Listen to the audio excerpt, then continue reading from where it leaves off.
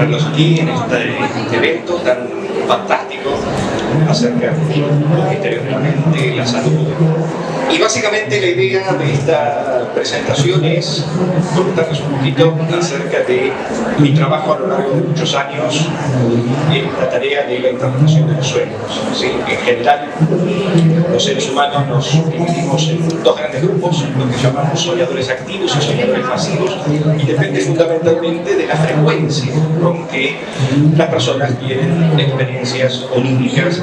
Y el propósito de este encuentro, de alguna manera, va a procurar presentar algunas ideas, trabajos de investigación que hemos hecho a lo largo de muchos años en relación con la experiencia del soñar. ¿Sí?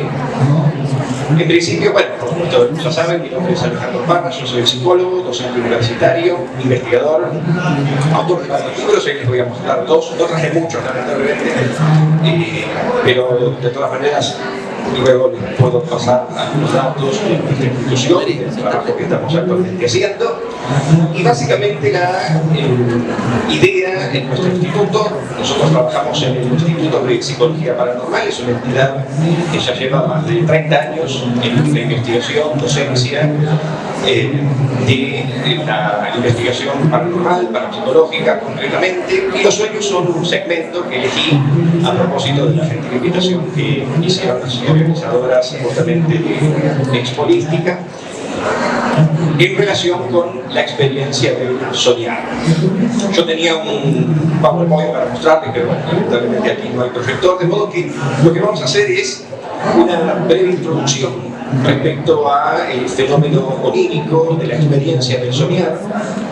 Levante la mano quien ha tenido un sueño en los últimos 10 días.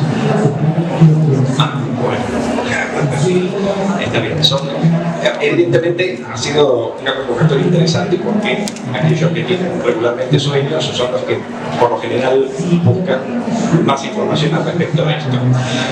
Durante muchos años, cuando comenzamos este trabajo, nos visitó en Argentina un gran amigo, el doctor Stanley Krippner, autor de varios libros que tratan una temática que se conoce bajo el nombre de Dreamwalking. Dreamwalking es un tipo de ejercicio que consiste en forma individual o grupal para trabajar en la interpretación de los sueños. Vamos a derrumbar algunos mitos en relación con esto y particularmente aquello que tiene que ver con, por ejemplo, literatura y orientaciones psicológicas que se han preocupado particularmente de la interpretación de los sueños. En particular, la literatura, si bien es muy rica en otros idiomas, principalmente en inglés, en español es un poco relativamente pobre. Yo he sido autor de dos modestos libros. El primero de ellos, Sueños como interpretar sus mensajes, y el mundo oculto de los sueños, ambos publicados por Editorial Kier.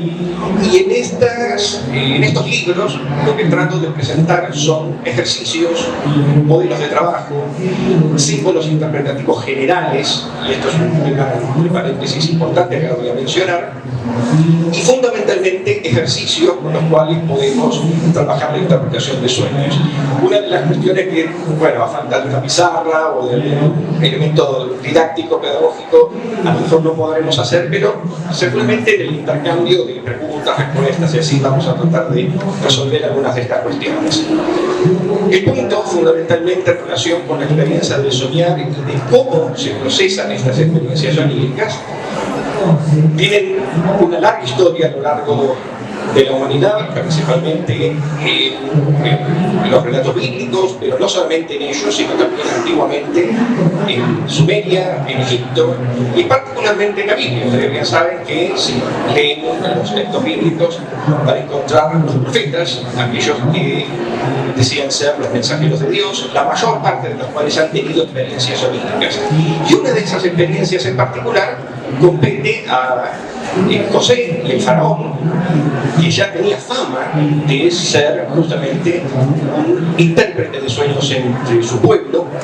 En general, la mayor parte de aquellos profetas que decían tener, de alguna manera, la capacidad para leer o interpretar sueños, se lo entendía como un profeta o enviado de Dios, de modo tal que los sueños durante su larga historia han tenido implicancias de tipo metafísicas, y principalmente alimentando las creencias religiosas y otros sistemas de creencia también, sobre todo después de la Iluminación y después de los tiempos más modernos.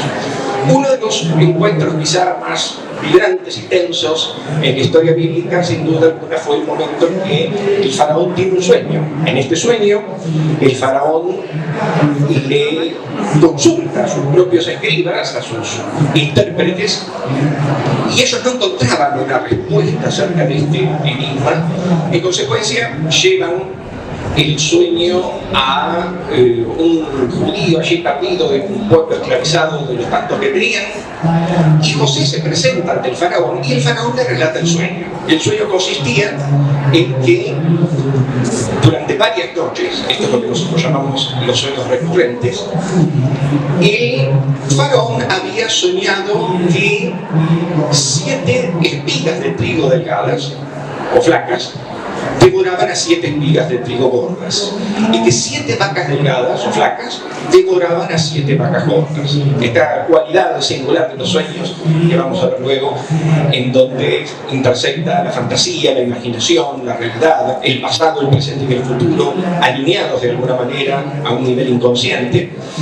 Pero lo que más inquietaba al faraón era sus escribas no habían logrado descifrar este sueño, de modo tal que intentó buscar entre varias personas, y cuando encontró finalmente a José, José le dice que este sueño en realidad simbolizaba la llegada de 7 años de gran abundancia en la Mesopotamia egipcia, seguidos de 7 años de desgracia. De modo tal que el faraón pensó en consecuencia que la mejor manera de poder tratar e interpretar este sueño consistía justamente en administrar correctamente sus bienes, de modo que cuando llegara el periodo de debilidad y de hambre, entonces el pueblo egipcio pudiera sobrevivir. Y en efecto, lo que ocurrió claramente es que, pasados estos 14 años, el pueblo egipcio sobrevivió a un periodo de hambruna, sequía, inundaciones incluso, y otros problemas de orden natural.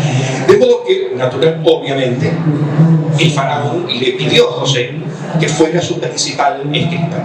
Lo más interesante del caso era que el faraón había recomendado había escuchado a sus escribas, pero ninguno se animaba a dar una interpretación correcta. Ocurría un poco como las pitonisas en la antigua Grecia, que hacían interpretaciones vagas y que no eran totalmente claras. Y una de las características de estas interpretaciones era que si el intérprete fracasaba, lo degollaban. De modo tal que la interpretación de sueños claramente no era para cualquier persona. Pero la Biblia naturalmente interpreta este sueño, como tantos otros, las cadenas de Jacob y así, como experiencias en las cuales se revela concretamente la información. Y esto es lo que nosotros vamos a tratar de examinar acá. ¿Cuál es la información que, por supuesto, desde diversas escuelas psicológicas pueden ser leídas desde el punto de vista sexual, en el caso del psicoanálisis, por ejemplo, o post-freudiana, o incluso junguiana, respecto a los símbolos y arquetipos que implican la experiencia del soñar?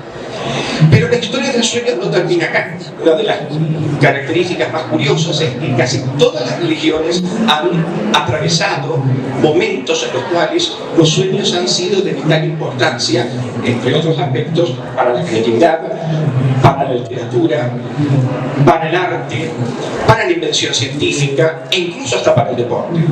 Una de las cuestiones que obviamente resulta más curiosa de este fenómeno es que, por ejemplo, muchos intérpretes en la antigüedad, en la Grecia antigua principalmente, que interpretaron sueños dejaron, como Heródoto y otros tantos, Artemidoro de Dalis, también dejaron por escrito algunas de sus interpretaciones, y estas fueron traducidas a diferentes idiomas hasta que finalmente, durante el medioevo, hubo una suerte de periodo claramente oscurantista, en virtud del cual todo lo que tenía que ver con la interpretación de sueños fue definitivamente censurada, reprimida, eliminada, porque los sueños eran interpretados por mujeres, comadronas, parteras y figuras que estaban perseguidas por la Iglesia Católica, a quienes se consideraban brujas o hechiceras. Una característica interesante de esta cuestión es que Artemidoro de Dalvis, su obra, escrita en el siglo VI a.C., fue traducida por los árabes a causa de que, afortunadamente, la hemos recibido nosotros aquí, traducida a los idiomas vernáculos, el inglés, el francés y otros, gracias a la traducción de los árabes, porque los árabes, y principalmente el mundo islámico, consideran que los sueños son puertas o cartas que nos permiten tener un conocimiento acerca de nuestra vida, principalmente del porvenir, porque naturalmente los sueños siempre han sido interpretados como mensajes futurísticos o mensajes proféticos, al punto tal que Mohammed, el profeta Mahoma, recibió el Corán a través de sucesivos sueños de parte del arcángel Gabriel. En el monte, era un pastor analfabeto, y una de las características más impresionantes de su condición es que, aún siendo analfabeto, los musulmanes creen de que él escribió el Corán bajo una forma automática, dictado por el arcángel Gabriel. Y esto ocurrió en sueños, de modo tal que para el Islam la interpretación de los sueños es una experiencia legítima de conocimiento. Al punto tal, incluso, que aunque no se relatan los sueños de Jesús o de otros, o incluso de los apóstoles, sin embargo, José, el padre de Jesús, adoptivo, digamos, fue uno de aquellos que experimentó sueños de salvación, en los cuales él tuvo la experiencia en sueños de recibir la visita del arcángel Gabriel, quien le dijo que debía huir hacia Egipto porque Herodes iba a matar a los bebés y a los niños menores de 2 años. En consecuencia, él viajó a Egipto, salvó a Jesús y en su retorno nuevamente recibió en sueños la visita del ángel y salvó la vida del niño. De modo tal que, a pesar de que incluso en la Biblia los sueños han sido una cuestión respetada, sumamente considerada y de importancia vital para la supervivencia, principalmente de la mayor parte de las figuras religiosas, encontramos los sueños de Buda. Hay un libro entero dedicado justamente, el Nigaya, y en ese periodo Buda redactó una serie de consejos o condiciones acerca de la experiencia onírica.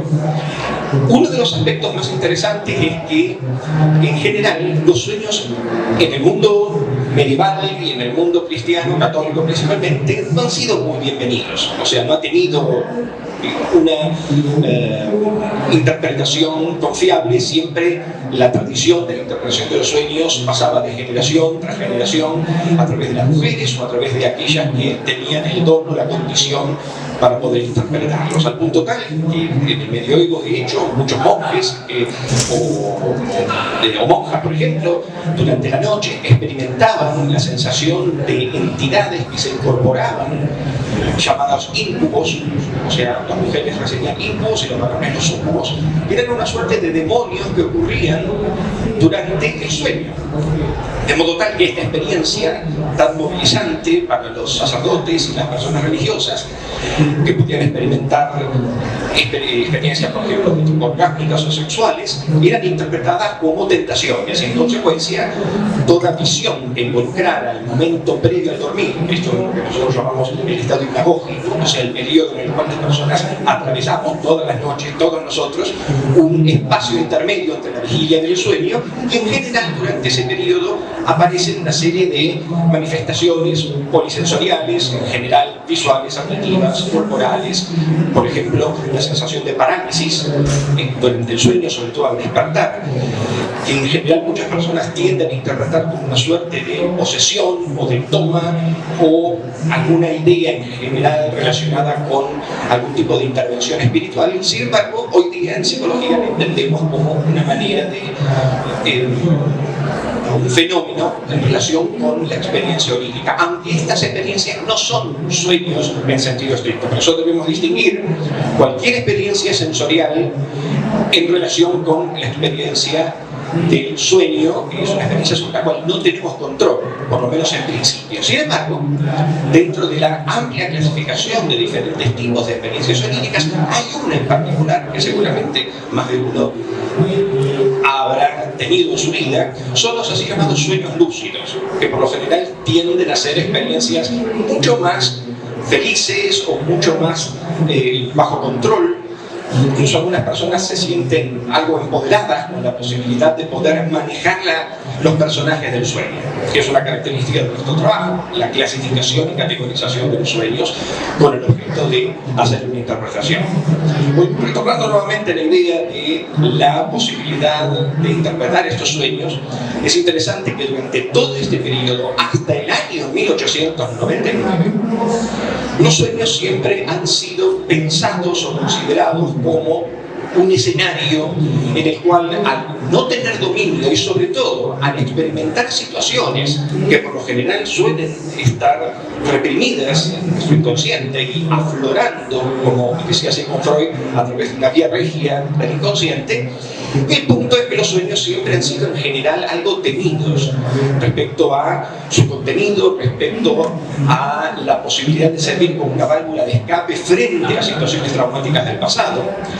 De modo que aquellas personas que han tenido experiencias dolorosas, accidentes, abusos en la infancia o cualquier otra situación, los sueños de alguna manera reactivan o revivifican esta experiencia dolorosa, aunque en rigor, por supuesto, tamizada de símbolos y de condensaciones y desplazamientos, que es un tema que vamos a analizar también.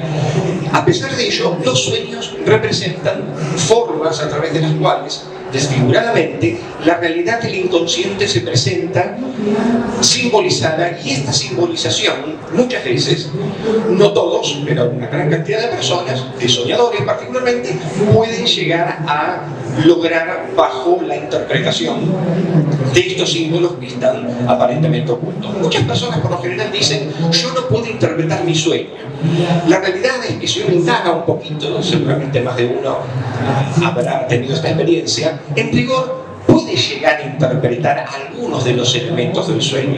Montague Pullman, un famoso experto, intérprete de sueños, un psiquiatra americano, solía decir que los sueños tienen una propiedad relativamente similar a un parto. Todas las mujeres paren de modo tal que en realidad no hay que hacer un curso, no hay que hacer ningún tipo de... es un estado natural de todos, de todos. Pero una característica en particular del parir es que un poquito de ayuda es necesaria para llegar a la interpretación final. Y en consecuencia, el trabajo que nosotros hemos hecho durante todos estos años apunta fundamentalmente a descubrir, a trabajar, a experimentar, a investigar y a elaborar procedimientos que sirven al propósito de la interpretación de los sueños, tratando de derrumbar un poco esta idea en general instalada, sobre todo por algunos editores y algunos autores, a mi juicio, un poco improvisados, de escribir o ocuparse de lanzar al mercado literatura similar a lo que llamamos vulgarmente diccionarios de sueños. Yo personalmente soy un poco adverso a la idea de los diccionarios de sueños, bajo la creencia de que uno, si soñó con un zapato, lo busca en el diccionario y eso significa vas a recibir visitas. O si soñó con un determinado elemento o una determinada acción, voy y la juego a la quiniela. Imagínense, no estaría acá si estas experiencias fueron reales. De modo tal que los sueños también han sido objeto en nuestra cultura de manipulación, de tergiversación, ¿no? Y el punto fundamental es tratar de encontrar algún método que sirva a la correcta interpretación. Comentaba anteriormente que en 1899 Sigmund Freud comienza su tarea de la construcción de la teoría analítica y se mete en un territorio antes poco abordado, que era el territorio de la interpretación de los sueños, un área en la que en general muy pocos, excepto algunos antropólogos interesados en símbolos o en representaciones tanto culturales que se daban tanto en la Inglaterra victoriana y reprimida de fines del siglo XIX, como también en algunas culturas tribales en Australia y en América, de cómo llegar a la interpretación de los sueños. En consecuencia, a partir de los sueños clásicos, que la mayoría de los estudiantes de psicología hemos aprendido en su momento, ¿no? El sueño de Neil Franz y otros tantos casos impresionantes de la literatura freudiana, particularmente psicoanalítica, Freud llegó a la conclusión no errónea, pero sí bastante simplista, de que los sueños tenían una clara representación sexual. Esto en realidad era debido a que en la época la sexualidad era infinitamente mucho más un tema tabú de lo que es hoy día. Pero lo interesante de este análisis que Freud hace, posiblemente una de las coincidencias teóricas en las que casi todos los psicoterapeutas, incluso los que no son psicoanalistas, pueden coincidir, es el hecho de que los sueños pueden operar en función de una serie de dinámicas, que es la que nosotros llamamos las dinámicas inconscientes o las operaciones del sueño. Básicamente son tres. La primera, que todavía continuamos advertidos de la confiabilidad de este proceso, es la que llamamos la simbolización. O sea, que los sueños de alguna manera siempre presentan símbolos. ¿Por qué? Porque eventualmente nuestro inconsciente traduce todas estas situaciones que eventualmente están reprimidas en el inconsciente bajo formas en las cuales no sean tan abruptas o no sean tan dolorosas desde el punto de vista del yo, de la conciencia. En mucho caso, una de las características de estos procesos, que por lo general ocurren casi al mismo tiempo, y es uno de los atributos que luego vamos a mencionar acerca de los procesos del sueño, la característica de estos atributos es que funcionan básicamente por tres operaciones: la simbolización, la condensación y el desplazamiento. Son tres momentos que por lo general se dan en todos nuestros sueños. De ahí que muchos de nuestros sueños, por lo general, cuando les pedimos a nuestros pacientes o talleristas que narren un sueño o lo pongan por escrito, los sueños son como segmentos en donde uno no tiene un principio ni tiene un fin. Uno no puede decir había una vez tal cosa. Por lo general suele comenzar el relato del sueño diciendo: soñé una vez que iba caminando por la calle, etcétera, etcétera. Y por lo general los sueños no tienen final, porque terminan como abruptamente. Una de las cuestiones que, si quieren, nos da tiempo, vamos a poder examinar también, son ejercicios, técnicas o procedimientos para evocar sueños voluntariamente o despertarlos en el momento que estamos soñando. Una cuestión importante tiene que ver justamente con la fisiología del soñar. Pero estas operaciones son particularmente curiosas porque involucran el modo en que los símbolos del sueño se dinamizan y nos inducen a llegar a interpretaciones concretas. Por ejemplo, supongamos una persona que tiene un sueño en el que, en particular, esta persona nos comienza la narración diciendo: salía de mi casa de la infancia caminando, llego a un lago donde hay un bote, tiro la caña para pescar y de repente del agua emerge un enorme murciélago horrible con el rostro de mi mamá con dientes y me persigue. Y ahí termina mi sueño. Para la mayoría, sin duda alguna, no vamos a preguntarlo porque si fuéramos un grupo más pequeño sí podríamos hacerlo, pero resulta sumamente curioso pensar que la interpretación de este sueño no es del todo descabellada si uno piensa que la interpretación obviamente gira en torno a una madre castradora, por ejemplo, o una figura maternal posiblemente poco amigable. Y otra persona en su relato del sueño plantea una escena totalmente distinta, en la cual, mientras estaba navegando en un bote, de repente observa a un grupo de murciélagos que van a atacarlo y corre por un camino hasta la casa de su infancia y su mamá lo toma y lo abraza. El sueño tiene naturalmente una connotación bien distinta: una madre afectuosa, protectora, que sirve a un propósito concretamente, en relación con un peligro externo, la casa de la infancia. Acá hay un juego de interpretación que nos advierte que todo sueño, básicamente, está construido en base a imágenes que desde cierto nivel inconsciente o subconsciente nuestra mente nos proporciona. Estas imágenes claramente son mamá, el murciélago, la casa de la infancia, el camino, el lago, etc. Le otorga al sueño su identidad y su atributo constructor. O sea, la cualidad que tiene el sueño en su narrativa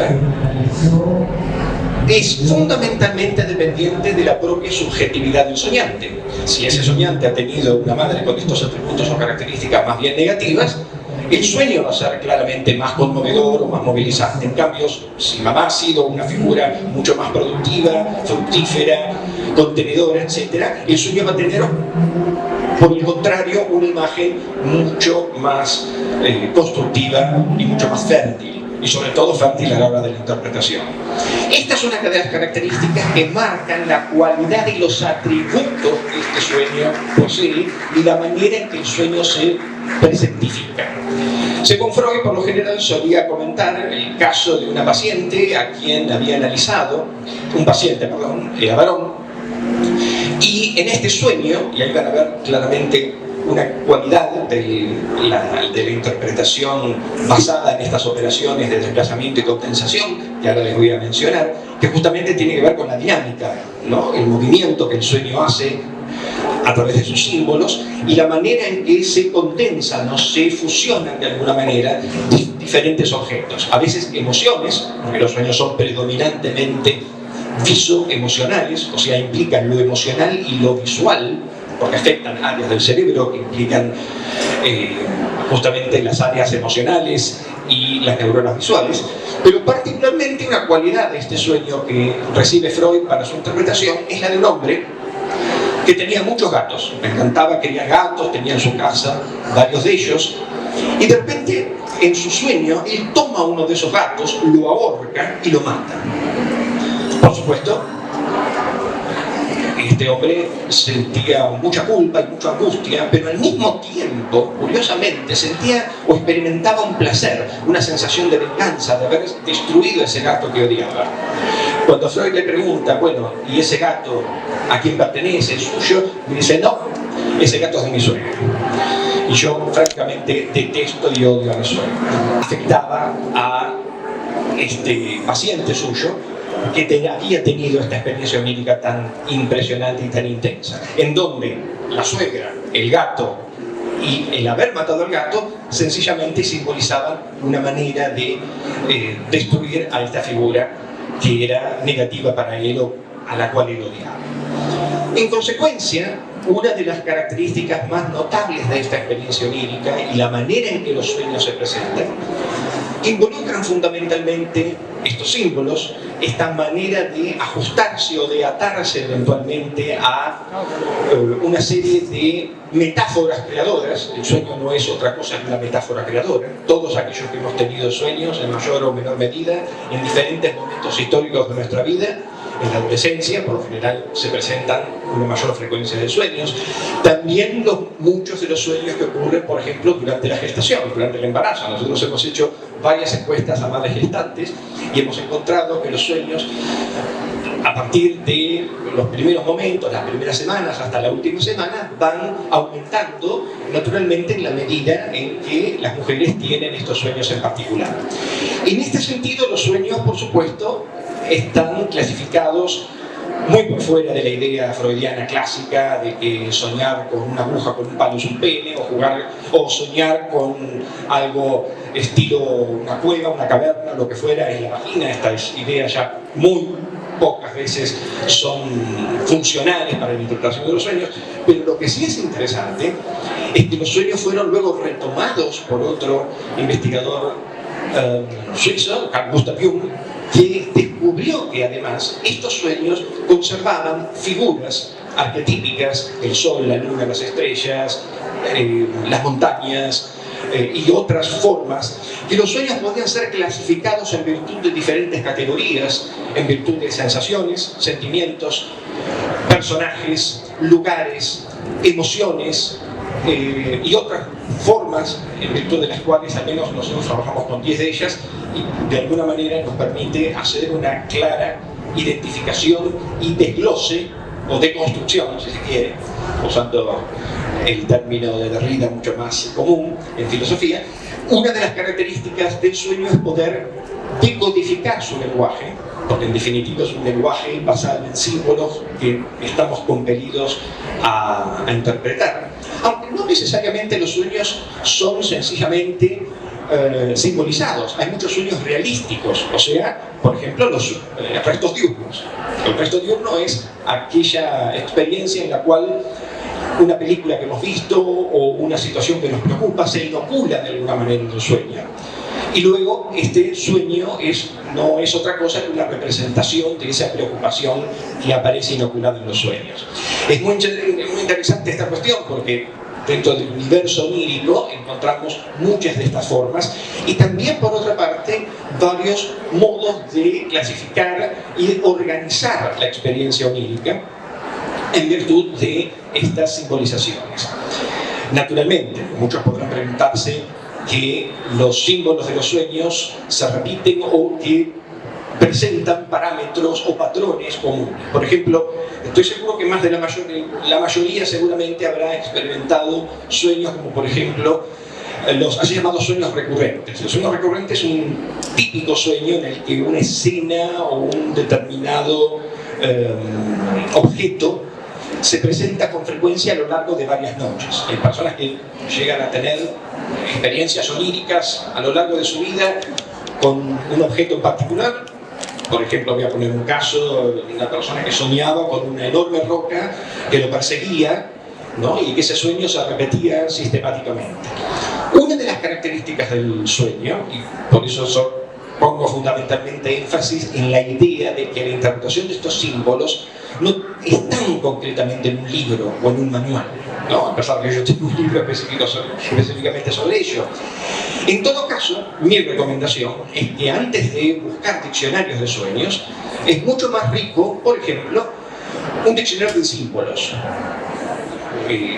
Por ejemplo, Cirlot o Champagne o otros tantos han producido diccionarios de símbolos, y en esos diccionarios de símbolos existen muchos objetos y elementos, desde animales u otras figuras míticas o religiosas o de muy diverso tipo, forma y color, que nos sirven también para acercarnos o aproximarnos a la interpretación de los sueños. Una interpretación que, por otra parte, por lo general se construye a partir de la asistencia de algún tipo de coordinador o un terapeuta que tenga las herramientas para este trabajo, porque naturalmente los sueños no pueden ser interpretados sin esa herramienta que sirve justamente en condiciones de terapia cara a cara o bien en forma grupal para llegar a esta interpretación de los sueños. Hace algunos minutos había mencionado un detalle que no quiero dejar pasar, que es la producción creativa en sueños. Muchas personas, quizá algunos de ustedes, han escrito novelas, han escrito o se han despertado con una vaga idea o sensación de haber soñado algo, esto es muy frecuente en la mayoría de las personas, pero sin saber concretamente el objeto del sueño. Una de las características de estas experiencias oníricas es que los sueños tienen una diversidad de interpretaciones dependiendo de cuál sea el contexto. No es lo mismo soñar con el agua, por ejemplo, que estar tomando agua para la sed, cuando uno tiene sed durante el dormir, por ejemplo, y hay personas que hacen representaciones oníricas en base a la necesidad de tomar agua, que estar siendo sumergido en agua, o el color del agua. Todos estos elementos tienen unos atributos y unas propiedades y características que sirven al trabajo de la simbolización y al descubrir cómo se encuentran los diferentes elementos del sueño. Finalmente, una de las características que no quiero dejar de mencionar en relación con la experiencia del soñar tiene que ver con el modo en que los seres humanos podemos evocar o recordar sueños, sobre todo cuando pasamos por periodos un poco deficitarios a la hora del recuerdo. Por lo general, los sueños siempre requieren una suerte como de fijador, un tipo de, por ejemplo, método que sirva al propósito de poder encontrar una cualidad o de característica en lo cual estos sueños se presentan. Los sueños se suelen representar facilitados a través de palabras, como keywords, ¿no? Palabras clave que uno luego al leerlas activan el recuerdo del sueño. De hecho, muchas personas por lo general tienen esta experiencia, que comienzan a evocar el sueño a lo largo del día cuando algún estímulo disparador de repente evoca esta imagen completa del sueño. De modo que una recomendación que por lo general suele ser bastante útil es, como hacen muchas personas y desde hace décadas, tener su propio diario de sueños. Y en esa libretita anotar algunas palabras cuando uno está así despierto antes de continuar durmiendo, y es lo que nos va a permitir tener una mayor fijación a lo largo del tiempo. Técnicas como por ejemplo la incubación de sueños también es potencialmente útil. Las técnicas de incubación sirven justamente al propósito de procesar una situación problemática de la vida, no solamente la propia, sino la de un grupo de talleristas que están soñando o compartiendo sueños, y entonces llevan esa preocupación a sus propios hogares y tratan de interpretar el sueño en base a ello. Un aspecto interesante del modo en que soñamos, que no quería dejar de mencionar, tiene que ver fundamentalmente con la fisiología del sueño. O sea, en concreto, no es que soñamos de tanto en tanto, sino que todos nosotros, a lo largo de 8 horas de sueño por lo general, tendemos a soñar. Tenemos sueños.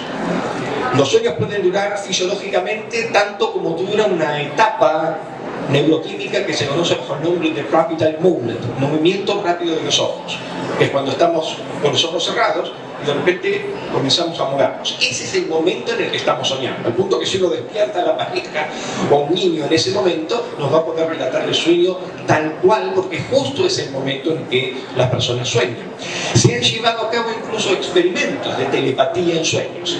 En un laboratorio en los Estados Unidos, en la década del 60, Krippner, Ullman y otros hicieron un experimento colocando a una persona en un polisomnógrafo y un electroencefalógrafo, y en el momento que ocurría la fase REM, por lo general unos 15 minutos a lo largo de la noche, en intervalos de fases REM y no REM, durante ese momento, la fase REM, la persona está fisiológicamente soñando. Esto es un hallazgo que encontró un fisiólogo americano llamado Nathaniel Kleiman, y en el momento en que ocurre esta fase REM, la persona puede ser despertada y entonces puede narrar el sueño tal como lo experimentó. Cuando se hizo un experimento de tipo telepático, una tercera persona salía de una habitación distante, observaba una pintura, una fotografía, y trataba de transmitirla telepáticamente al soñante mientras ocurría su fase REM. Despertaban a la persona, comparaban la imagen junto con otras 3, y en un 35% de aciertos, efectivamente la persona pudo identificar cuál era la imagen que había soñado. Al respecto de esto, es interesante notar que muchas experiencias oníricas, como por ejemplo el sueño compartido, los sueños de hermanos mellizos o gemelos, que suelen ser bastante similares y pueden tener experiencias oníricas casi simultáneas, y fundamentalmente sueños que involucran eventos del futuro. Esta característica singular del sueño, que es la que llamamos típicamente el sueño premonitorio o sueño precognitivo, ocurrió incluso durante muchos episodios históricos. Por ejemplo, el 9/11 se vio invadido el Instituto del Sueño de personas que habían tenido experiencias oníricas en relación con bombas, torres o montañas que caían, fuego, etc. Y esta es una de las características más relevantes de la experiencia onírica, el sueño premonitorio. ¿Por qué? Porque los sueños tienen un principio anticipatorio.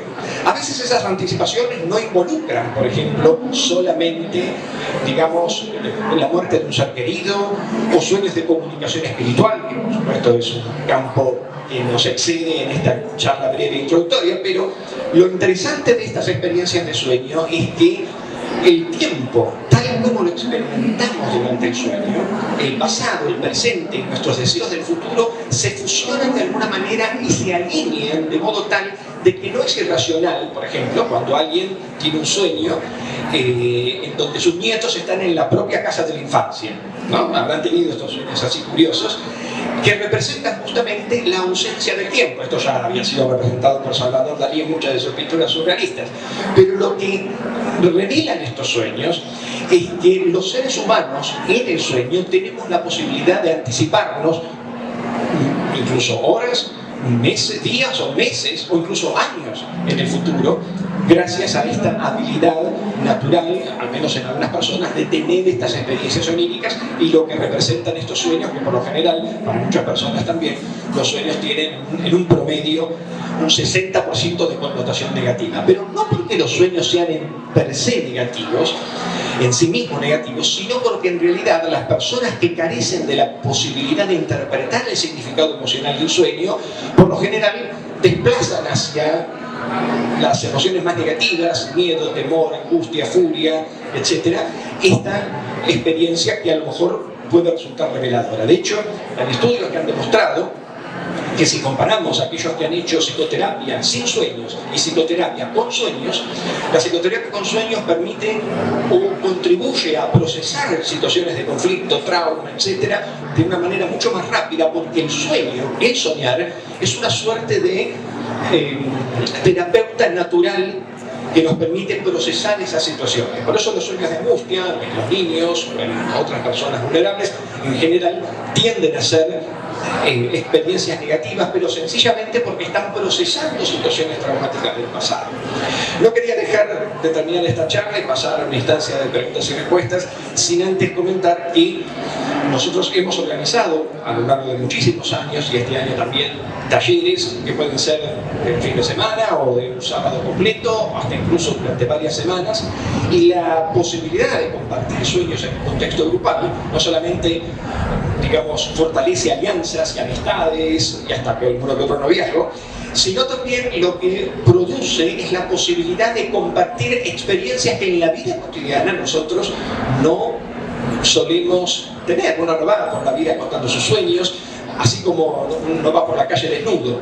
En algún punto los sueños también tienen esta propiedad de revelar aspectos de nuestro inconsciente que, por supuesto, no a todos nos da mucho el pudor para andar confesando los sueños, porque no solamente son susceptibles de ser interpretados, sino porque también a veces los sueños revelan aspectos propios que sabemos que no queremos de alguna manera exponer o exhibir. Y los contextos grupales de interpretación de sueños, donde prima naturalmente la confidencialidad, que es la regla número 1 del trabajo del dream working, involucra justamente esta posibilidad de poder procesar situaciones de sueños, sobre todo en los soñadores activos, y esto entonces servir al propósito de que de alguna manera nos pueda reforzar y nos permita el sueño en sí mismo tener una mejor interpretación de la experiencia. De modo que, bueno, no quería abundar demasiado en mayor detalle. Dos de mis libros, traje algunas pocas copias a aquellos que estén interesados, o si no, librería Kier pueden conseguirlo, o a su librero de confianza, y eventualmente invitarlos a la posibilidad de participar de algunos de nuestros talleres en el Instituto de Psicología Paranormal, donde ya desde hace varios años venimos trabajando en esta área exitosamente y tratando de revelar situaciones que a lo mejor nos compelen a todos nosotros como seres humanos. Los bebés, los animales, los perros, por ejemplo, sueñan. ¿Vieron cuando el perrito está dormido y hace esos movimientos así como armónicos? Bueno, ese es el momento que está soñando. Hay actividad motora en el sueño y esto es lo que nos ayuda a entender un poco cómo es el funcionamiento mismo. Les agradezco mucho la atención prestada, es un placer haber estado en esta breve charla acerca de la experiencia onírica y seguramente, bueno, si tienen alguna pregunta podemos aquí utilizar este espacio para evaluar. Muchas gracias.